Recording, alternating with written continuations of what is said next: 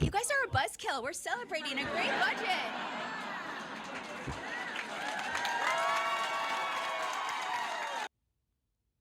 That was Governor Katie Hobbs at a ceremonial signing of the state budget bills this past week.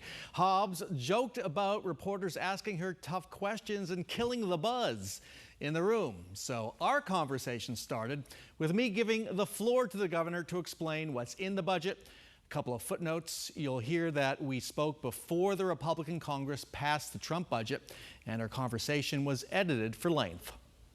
Well, I am so proud of so much of the bipartisan work that we did this legislative session, including huge water reform with the Ag to Urban bill, allowing farmland to be used for lower use residential development that we need in our growing cities. That is huge. This bipartisan budget makes investments. We made the largest investment in childcare assistance for working families since the Great Recession. It's a big need in Arizona. We gave raises to our state police and firefighters. We invested in school meals for working class families and expanded healthcare, invested more in K-12 and higher education, things that will really continue to move Arizona forward and deliver on the promise of opportunity, security, and freedom for Arizonans. So I want to put a timestamp on this conversation. It is the Wednesday before the 4th of July. In Washington, the Senate budget barely passed. The House will be taking it up in a day or two. We don't know exactly what's going to happen, but barring the unforeseen, it's pretty clear there is going to be a big cut to funding for Medicaid, a huge cut to funding for Medicaid. Is the state prepared for that? Look, we've been very vocal since they started talking about this. I hate calling it the big, beautiful bill because it is ugly, the impact it will have on our state. We rely on those federal Medicaid funds to provide health care for Arizonans. Every state does.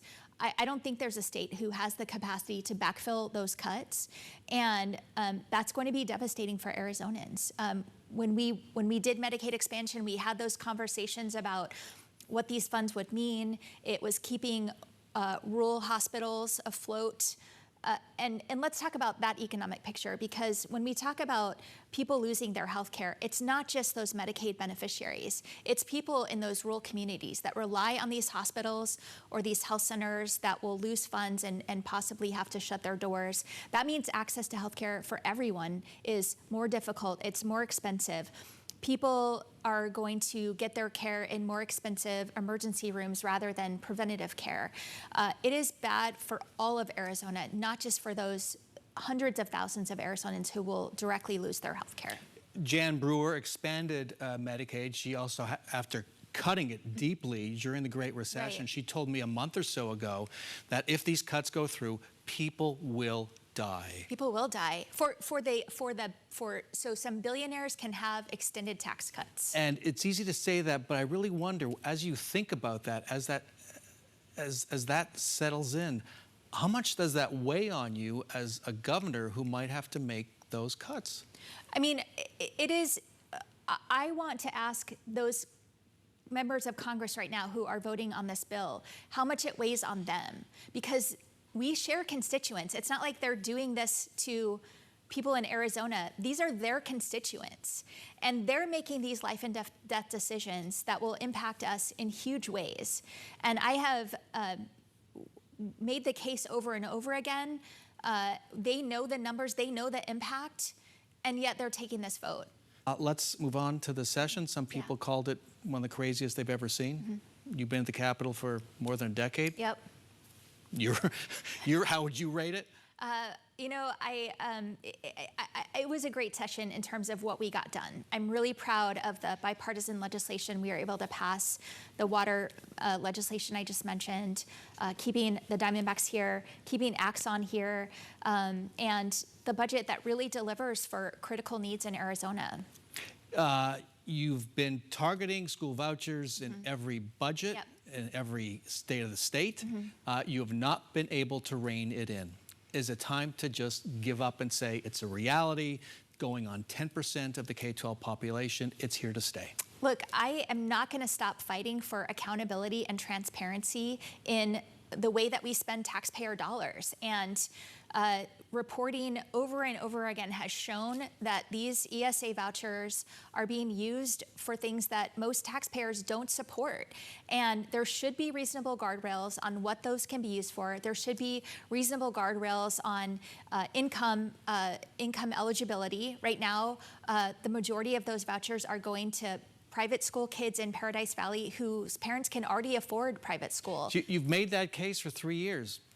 It's going nowhere, though. We're not giving up. Not giving up. There might be an amendment on next year's ballot to enshrine school choice, including vouchers, in the state constitution. Are you expecting that? We're going to fight against that, and I think there's tools that we have as well to go up with a competing ballot measure. But I am hopeful that the Republicans don't make this a partisan fight over protecting taxpayer dollars going to these unaccountable expenses. Let's turn to the border. You are the first Arizona governor in a quarter century who doesn't have to keep an eye on the border at all times. Border crossings, apprehensions are down to historic lows. In May, they were at less than 2,000 in Arizona, which is a tiny number. How does that affect your border policy going forward? What will change with the way you spend money? Well, I certainly think we cannot take our eye off the ball, and we are going to continue to find ways for state, local, and our officers to cooperate with the federal authorities and make sure that we're attacking crime in our communities related to the border, whether it's drug smuggling, human trafficking, whatever it is. And we have shown the good work we can do when we cooperate on this issue. Would you say that number and the dramatic downward trend is a net positive for Arizona? Donald Trump's enforcement plan is working? I think so, yes. And it's an area where we've been able to find common ground, and we'll continue to work with the administration on that. I have to add, though, not a day goes by when I don't hear from a undocumented immigrant, a friend of one, even Hispanic Arizonans who are concerned about what's happening with the interior enforcement by ICE. Do you hear that there is that chill? How do you see it affecting people and businesses in particular? I do hear that, and I want to be really clear. When I talk about border security, I'm talking about crime related to the border. And enforcement there, keeping drugs out of our communities, keeping dangerous activity out of our communities.